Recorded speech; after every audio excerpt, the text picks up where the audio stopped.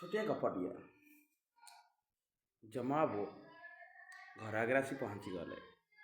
ଜୀବନ ବାବୁ ମରିବାର କିଛି ମୁହୂର୍ତ୍ତ ହେଇଛି।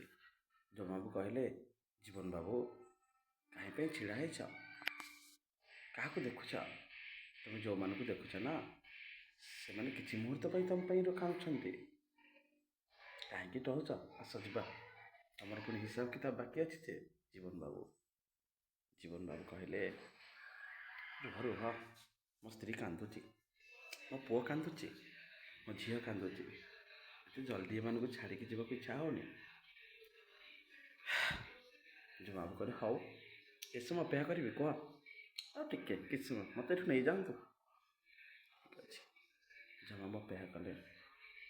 ଲୋକମାନେ କାନ୍ଦିଲେ, ସାହି ପଡ଼ିଶା କାନ୍ଦିଲେ, ସମାଜରେ ସମସ୍ତେ ନେଇ ଶବ ସତ୍କାର କଲେ। ଶେଷରେ ଆସିଲେ, ଘରକୁ ଫେରିଲେ। ସ୍ତ୍ରୀ ଗାଧୋଇକି ଆସିଲେ, ଶଙ୍ଖା ଦୁଇଟି ଫୋପାଡ଼ି ଦେଲେ, ନୂଆ ଲୁଗାଟିଏ ପିନ୍ଧିଲା।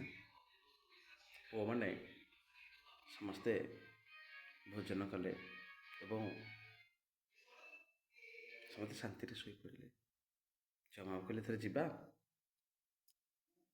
ଜୀବନବାବୁ କହିଲେ, ହଁ ଯିବା। ସମସ୍ତେ ଶୋଇପଡ଼ିଲେଣି ପରା, କାନ୍ଦିବାର ସମୟ ସରିଗଲା। ଆଉ ଅପେକ୍ଷା କାହାକୁ? କେତେ ଯେ ମୋ ପାଇଁ କାନ୍ଦିଥାନ୍ତେ। ଚାଲ ଯିବା।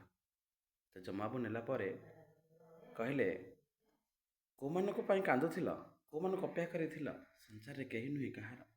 ତୁମର କର୍ମ ସରିଗଲା, ତୁମର ନାଟକ ଅଭିନୟ ସରିଗଲା, ତ ମୋ ସାଙ୍ଗରେ ଚାଲି ଆସିଲ।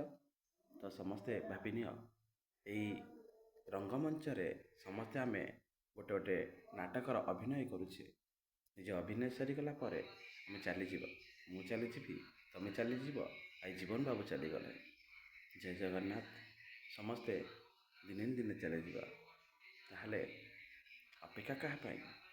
ସମୟ ଥାଉ ସୁଧୁରି ଯିବା, ଭଲ କାମଟିଏ କରିବା, ମିତୁ ହୋଇ ବଞ୍ଚିବା।